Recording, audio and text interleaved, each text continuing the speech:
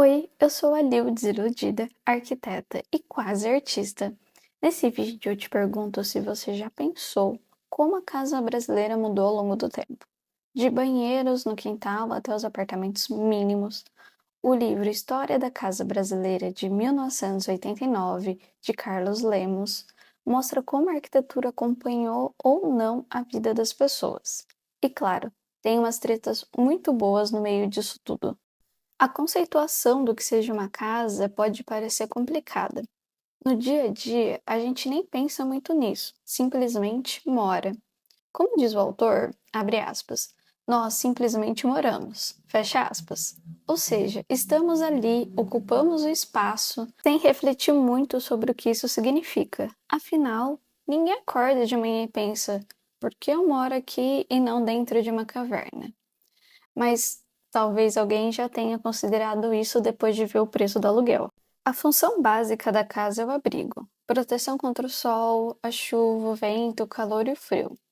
Se fosse uma peça de teatro, as paredes seriam os bastidores e, dentro desse ambiente fechado, a casa funcionaria como um palco onde ocorrem todas as atividades, que refletem a cultura dos moradores.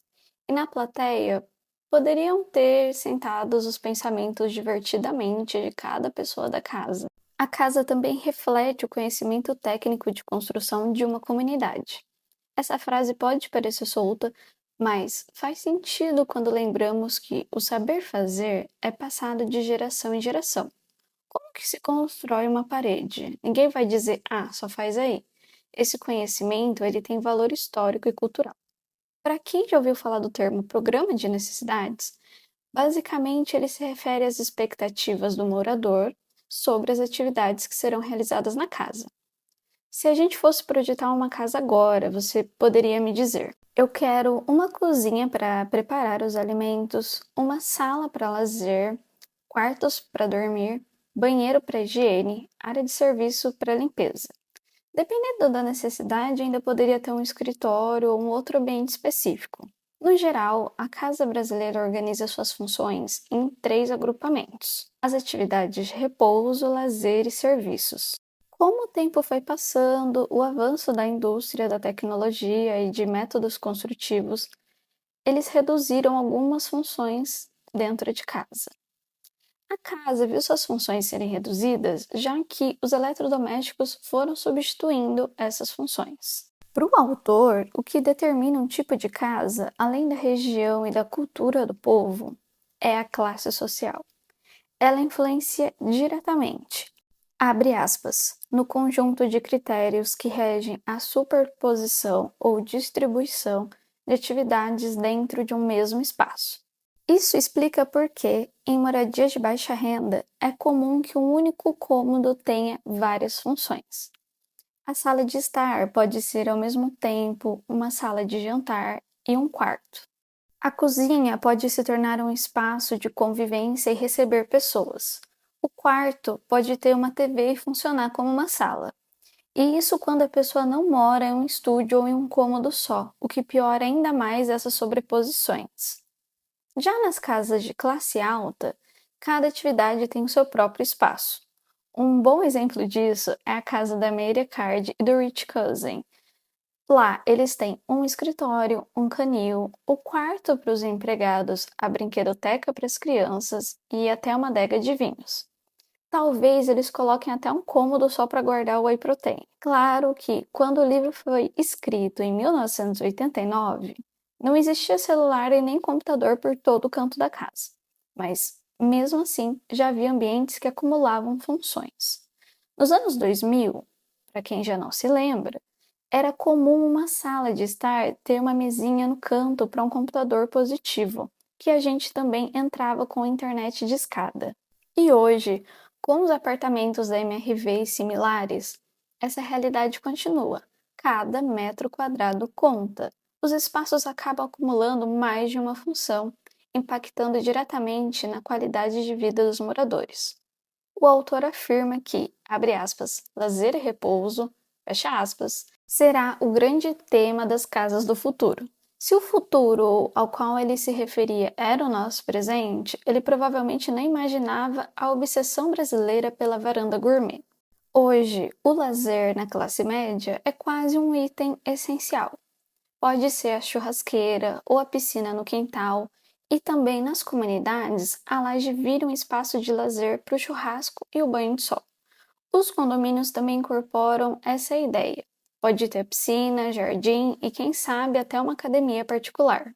Dando um salto na história, a forma de morar no Brasil tem influência direta da cultura portuguesa e das condições climáticas, que é o tropical aqui do nosso país. Há também um vínculo com as ocas indígenas e formas de construções vindas da África e da Índia. Todas foram estratégias para lidar com o calor. No entanto, a participação direta da cultura negra no planejamento das casas foi praticamente inexistente. Como diz o autor, abre aspas, a nossa velha casa patriarcal não pode ser imaginada sem a presença do escravo solícito, fecha aspas. Ou seja, o negro estava dentro dessas casas, mas apenas destinado ao trabalho doméstico.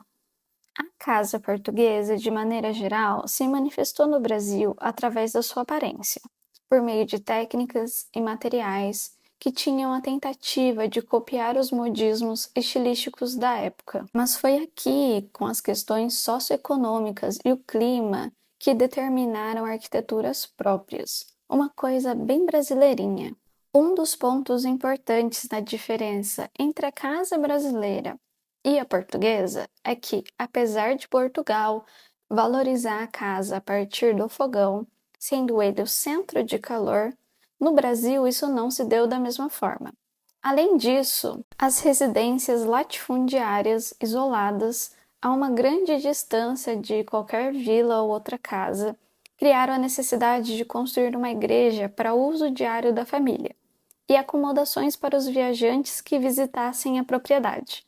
Assim, a hospitalidade na casa brasileira se tornou uma obrigação social.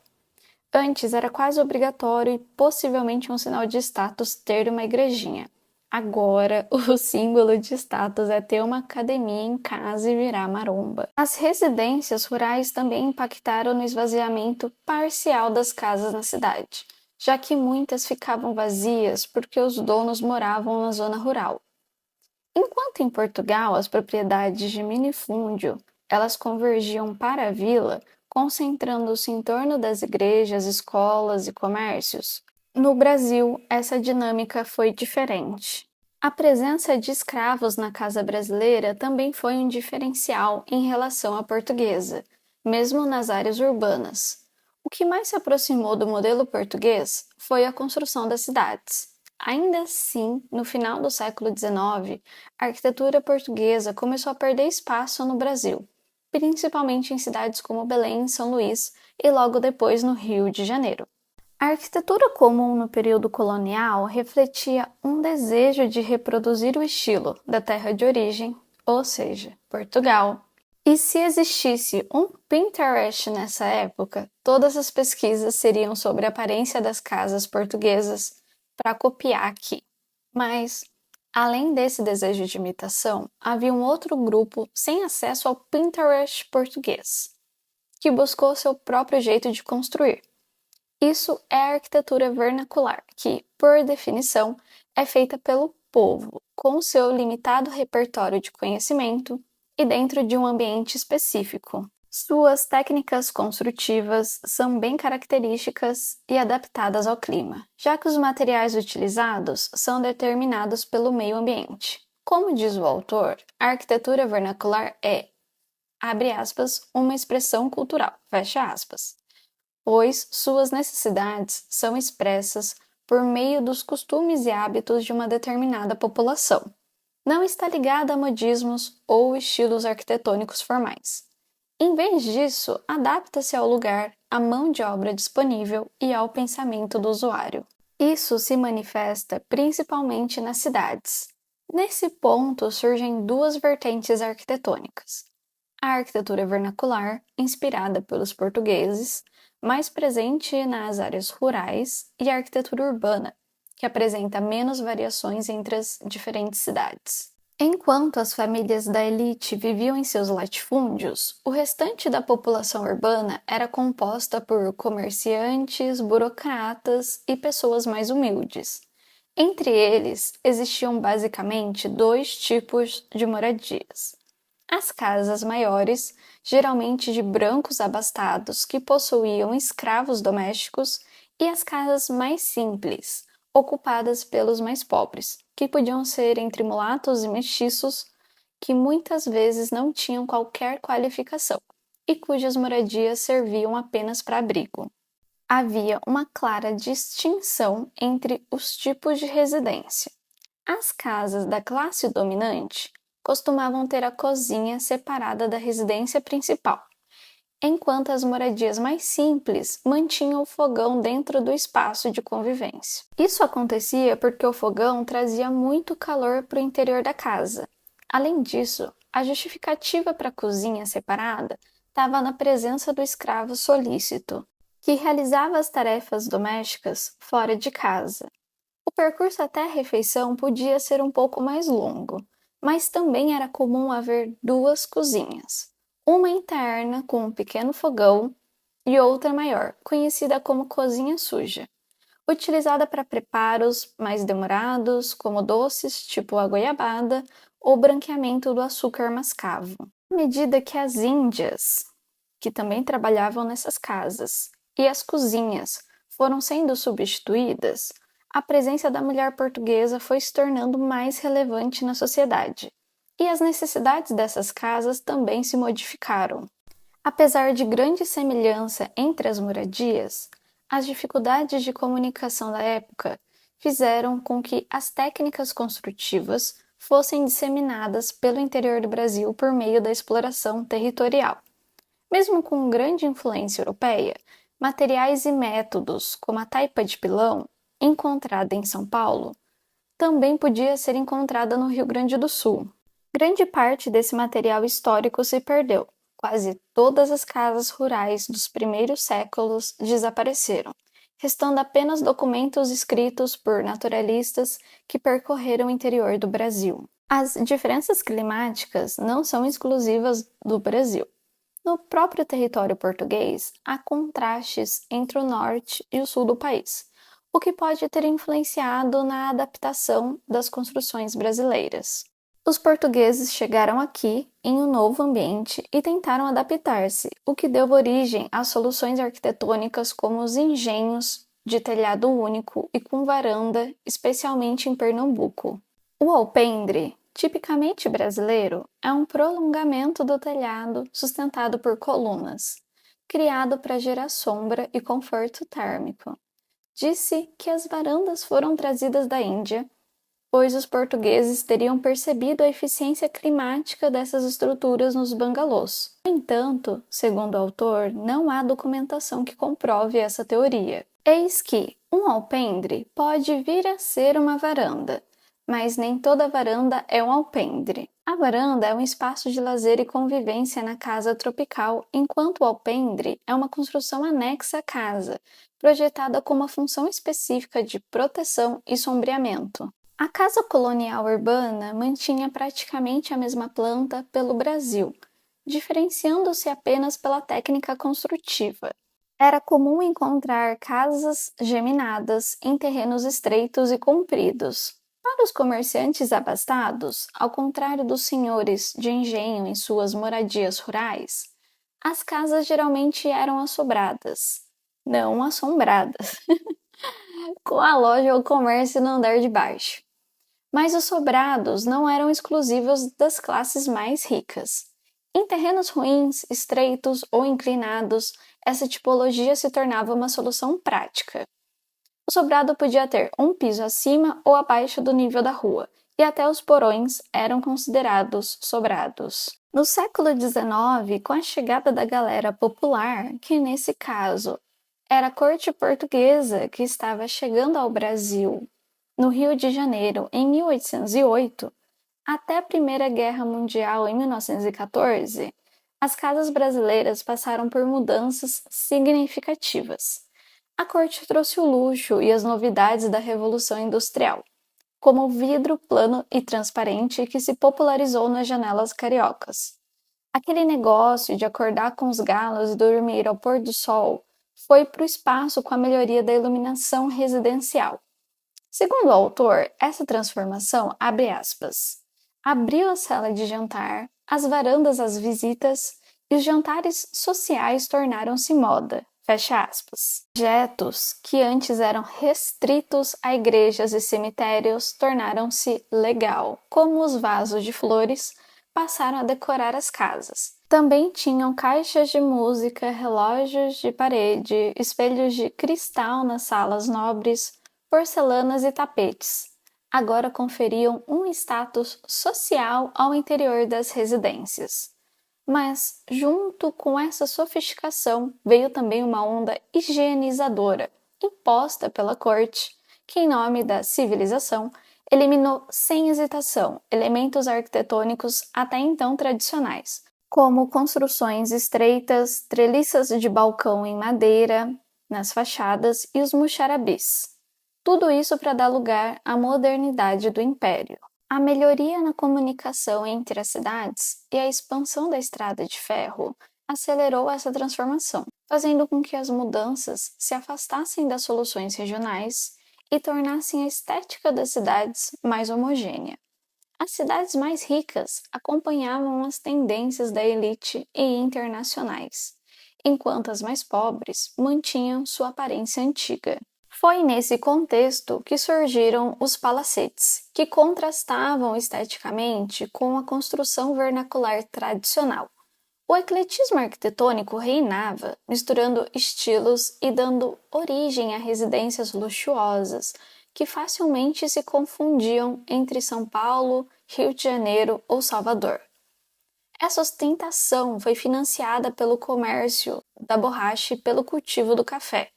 E, segundo o autor, abre aspas, nosso patrimônio cultural foi invadido, fecha aspas, graças ao dinheiro dos barões do café.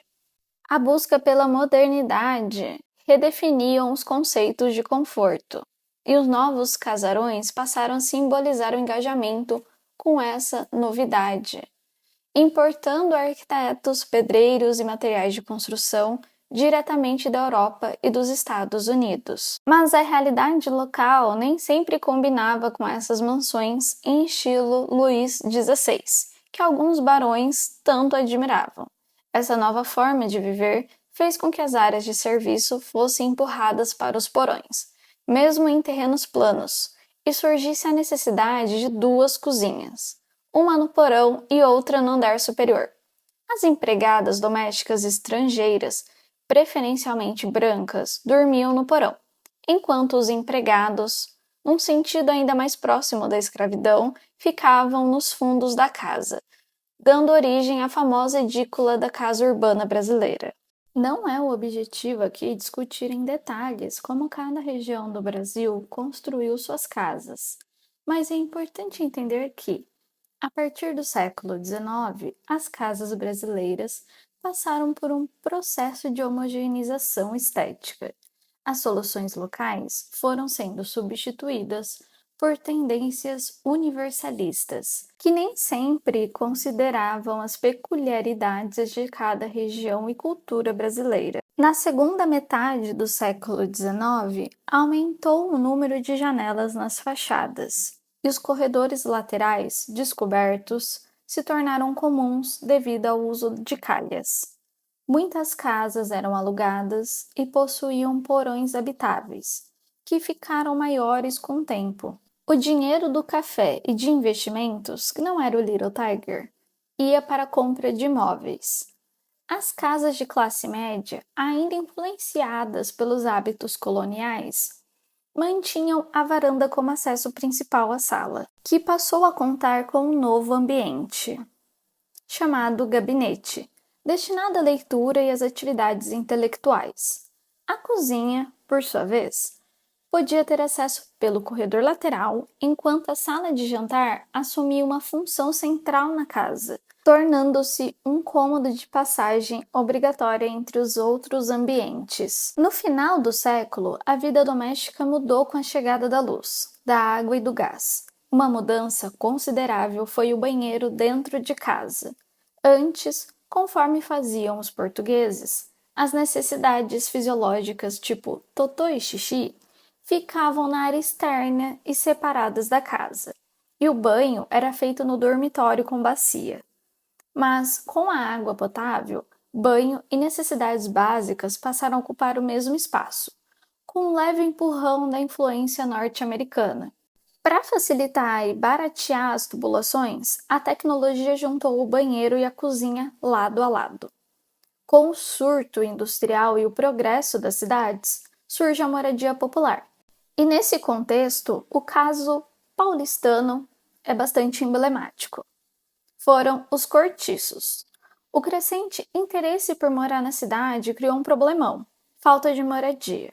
A tecnologia permitiu que se pensasse em algo inimaginado. Ninguém pensava em programas de construção até então. Pelo menos não na época em que ainda se construía com a taipa. Assim, os trabalhadores assalariados que iam para as cidades moravam em cortiços. A ideia dos cortiços partiu dos empreendedores capitalistas, que construíram centenas de cômodos enfileirados, todos iguais, destinados a uma família. Um tipo comum era um corredor estreito, separando duas fileiras de cômodos e nos fundos, três privadas, ao lado de três tanques para uso comunitário.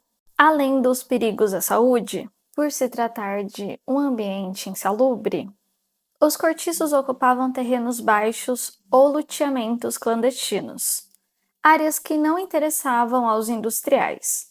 Também surgiu o cortiço de periferia, mais próximo à zona rural e que possuía três cômodos: sala, quarto e cozinha. Diante dessa situação, surgiram as casas operárias. Eram pequenas, geralmente com três cômodos, que era uma sala, uma cozinha e um quarto, e uma casinha para as necessidades no fundo do quintal. Essas casas operárias eram alugadas e podem ser consideradas as primeiras casas populares. Os industriais que construíram muitas dessas moradias, e ainda uma outra versão 2.0, foi organizada em vilas que ocupavam vários quarteirões e eram destinadas aos seus empregados. As casas de 1960 popularizaram uma nova técnica trazida pelos operários imigrantes italianos: a construção em tijolo.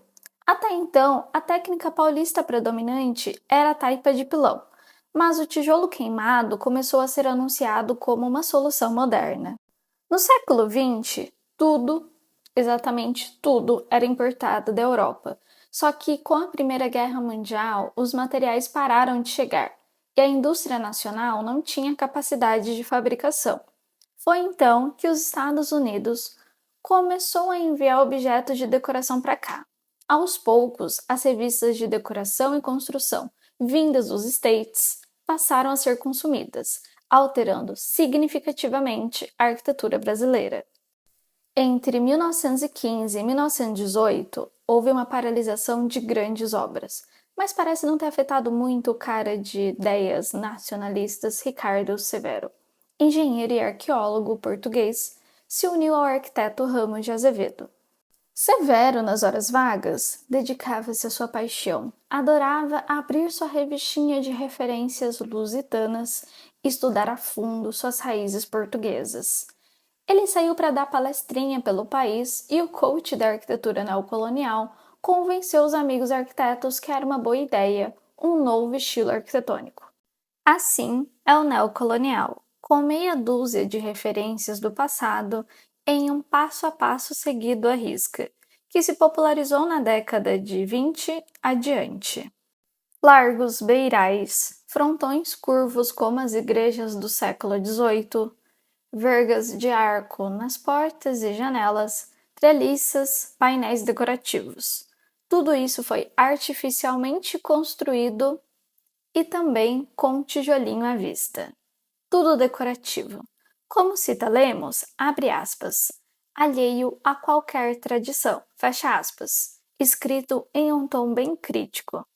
Esses malucos aí mandavam a galera que era estudante de arquitetura para Minas Gerais e para o meio do mato, para desenhar as casas nas cidades históricas e voltavam com uma documentação para enriquecer o estilo nascente. Desde 1920, essa cultura que estudante de arquitetura tem que se fuder existia. Na minha opinião pessoal, tijolinho à vista, eu te amo. Eu te digo, pode me julgar, Lemos. Eu entendo seu tom crítico no livro, mas eu fecho com os arquitetos que falaram assim: essa parada de estética neocolonial só pela estética é foda. O autor considera essa herança de Ricardo Severo uma erva daninha. É a tiririca. Pasmem que tiririca significa erva daninha e não tiririco deputado.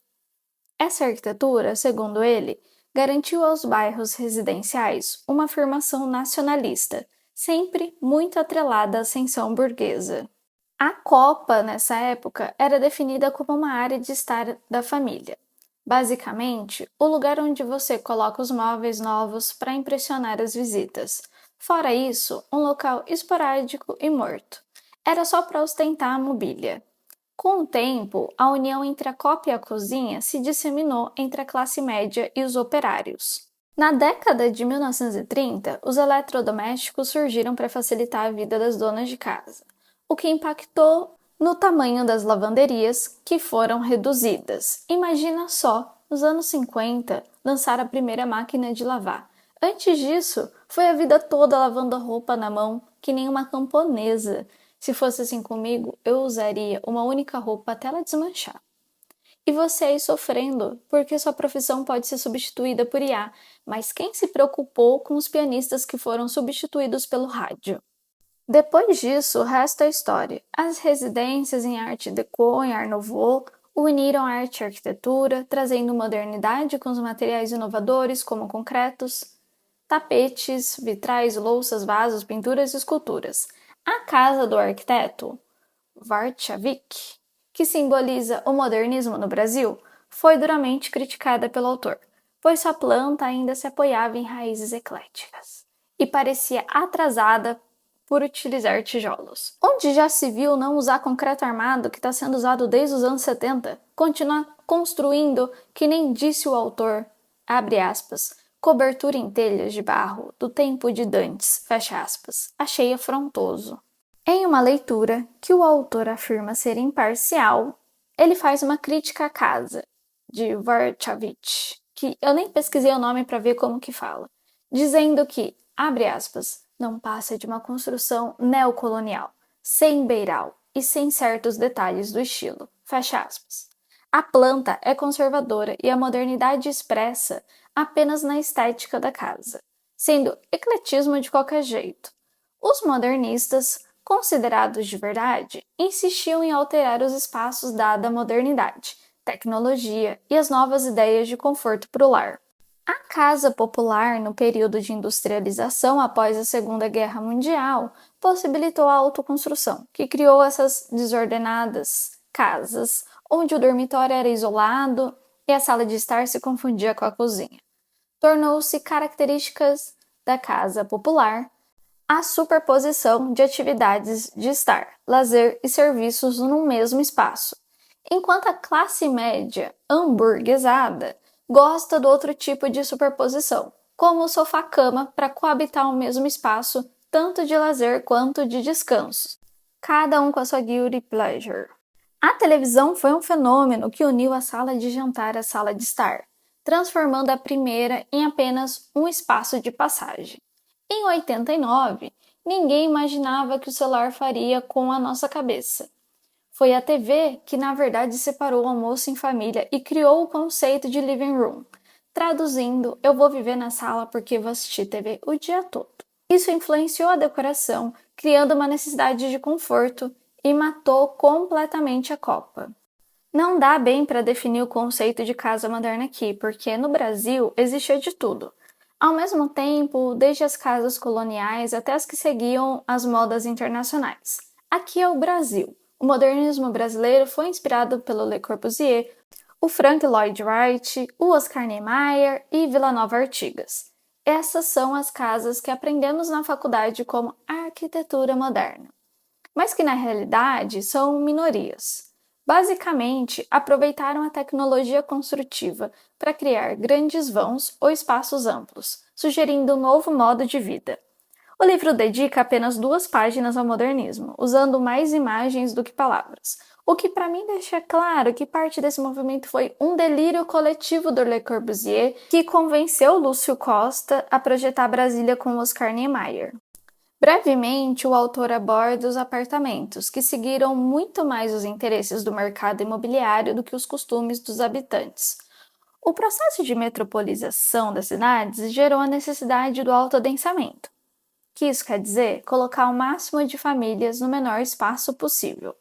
O autor divide esse processo em 3 etapas: a primeira de 1925 até a Segunda Guerra Mundial, e a segunda de 45 até os anos 70, e a terceira até os dias atuais. Nesse caso, é limitada a 1989, que é o ano de publicação do livro. Na primeira etapa, os apartamentos foram mais aceitos pela classe média brasileira aberta às novidades, e só posteriormente pela classe alta. Inicialmente, surgiram edifícios de escritórios e depois os de uso misto, combinando residencial e comercial. Esses prédios eram sempre de aluguel e já possuíam uma circulação separada. Uma era para serviços, empregados e trabalhadores, e a outra para os moradores. A partir de 1948, o boom imobiliário acelerou a verticalização das cidades, e nesse período se popularizou os condomínios. Foi nessa época que surgiu o apartamento mínimo, com sala-quarto, banheiro e cozinha integrada. A sala-quarto é sala-quarto, porque eles são a mesma coisa juntos, sendo um programa super inédito e que a planta desse apartamento cubículo reproduzia um quarto de hotel. Esses APs compactos foram abraçados pela classe média, que aceitou de boa a superposição entre estar e repouso. Ou seja, a sala de estar virou um espaço de dormir também. Quando esses apartamentos mínimos saturaram o mercado, passaram a ser raramente ofertados. Mas essa afirmação é duvidosa, porque já na São Paulo de 2025, ainda existem os apartamentos cativeiro. E se não bastasse isso, lá em 1989, eles já eram chamados de estúdios. Isso é um nome bonitinho em inglês para parecer que era melhor do que qualquer outro cubículo de 16 metros quadrados. Um fato interessante é que os apelidos originais desses apartamentos era Treme-Treme, que eu não sei o porquê, JK, Janela Kitnet e Já Vi Tudo, que para mim dá a entender que ao abrir a porta da entrada você já viu o apartamento inteiro. A última etapa dos apartamentos foi marcada pela inflação e pela ação de grandes empreendedores e instituições financeiras. O foco passou a ser a classe média alta, que fugiu dos centros urbanos para morar em condomínios isolados, cercados de áreas verdes. Esses empreendimentos se venderam com a narrativa de medo e pânico, além do papo ecológico. Foi o que provocou a saída dos empreendimentos dos perímetros urbanos, que eram as áreas de opressivo CO2 e alta densidade demográfica, para se transformar em isolados prédios rodeados de área verde por todos os lados. Assim, surgiram os apartamentos de 3 ou 4 suítes. O autor conclui com um tapa na cara. Abre aspas. Tudo não passa de uma questão de afirmação social no Morumbi ou na Barra da Tijuca. Fecha aspas. Resumindo, uma parte importante do livro, toda essa groselha de All Room, onde você faz tudo em um único ambiente, e seu quarto, cozinha, escritório, sala de estar e de dormir. Pode não ser apenas um problema de saúde mental, mas também um processo histórico de desenvolvimento das casas brasileiras. Afinal, para a classe média e baixa, sempre houve uma demanda por fazer muitas atividades em um só espaço.